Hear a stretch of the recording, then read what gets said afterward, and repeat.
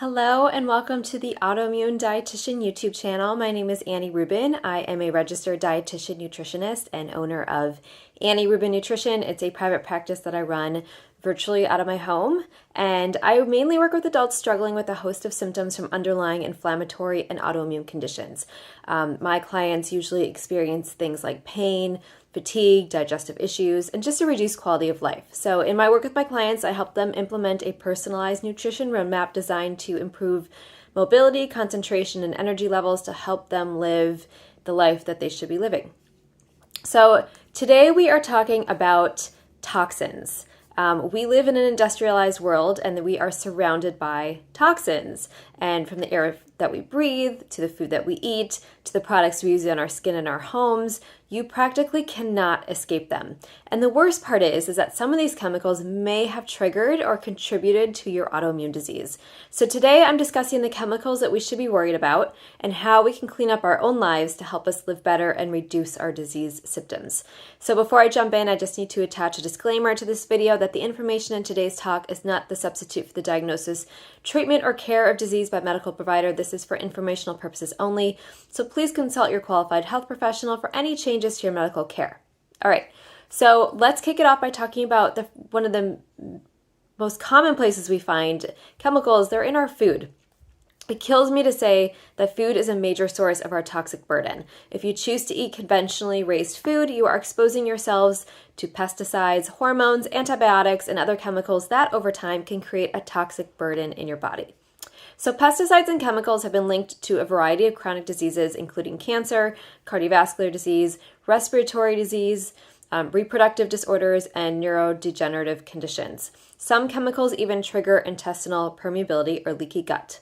There's one class of chemical called chlorpyrifos. It's CPFs. They are pesticides widely used on fruits and vegetables.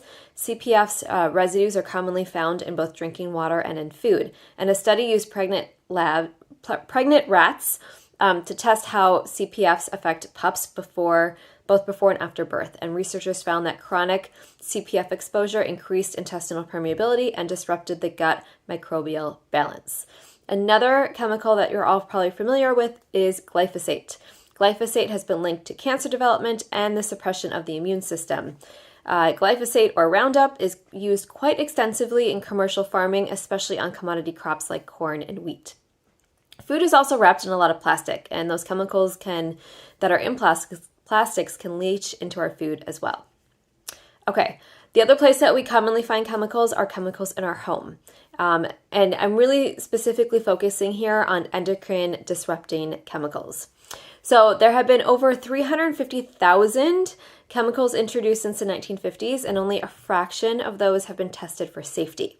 One of the biggest offender in these personal care products and home cleaning products are these endocrine disrupting chemicals, or EDCs. EDCs are a class of chemicals that have been shown to disrupt the hormones in our body. Hormones are the way our body systems talk to one another. So when those get intercepted, things can kind of get out of whack. EDCs also interfere with our immune system and have been shown to trigger inflammation.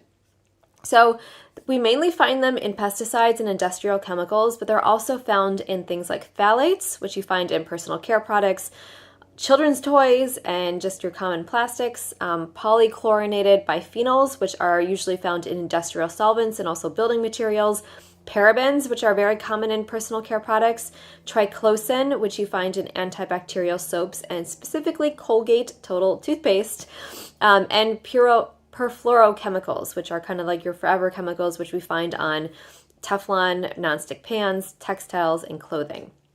Other chemicals that we also find in our home and personal care products that can be harmful include formaldehyde, which is usually not disclosed on labels, mercury, PFAS, acrylates, which you find in nail products, and carbon black, and then fragrance. Fragrance is a big loophole. So anytime you see fragrance, it can be a whole collection of chemicals that most of them, like 75% of them, are actually harmful for your health. So if you really want to be very strict about your products, try to avoid anything that just says fragrance on it, because you really have no idea what's in it.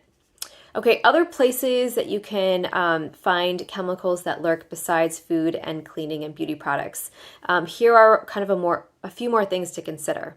All right, so water.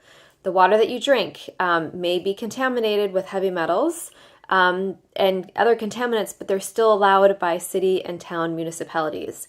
So there's certain threshold levels that they are supposed to, stick by and are required to, maintain below certain levels, but they can still, over time build up in your body, especially if you are having trouble detoxifying things from your body. So heavy metals, again, have been linked to autoimmune disease development.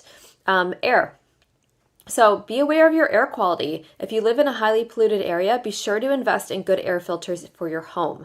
I live in wildfire prone areas, so we have an air filter in every single room just in case we are affected by smoke pollution. And then the other one is interesting to note is, there's chemicals everywhere, even when you're walking outside. And so if you're walking outside, with your shoes on and you're bringing that into your home, you can bring in a lot of chemicals and bacteria into your home from just wearing shoes inside your house. Okay, so how do you reduce your chemical exposure?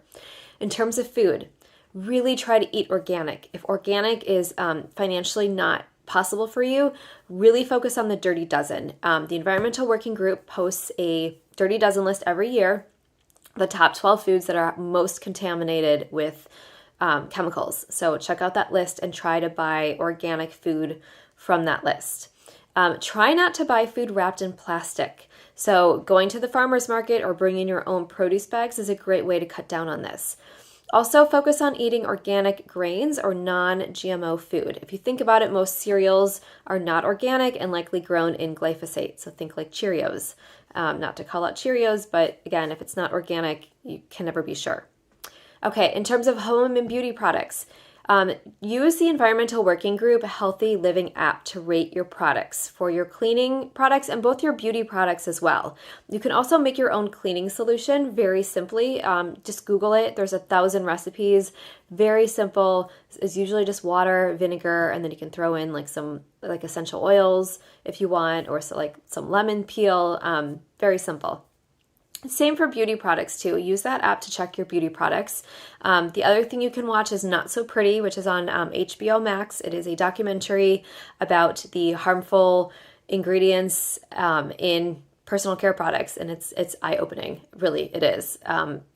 Every episode is about half an hour. There's 4 episodes. It's a really quick watch, but definitely worth it if you have HBO Max.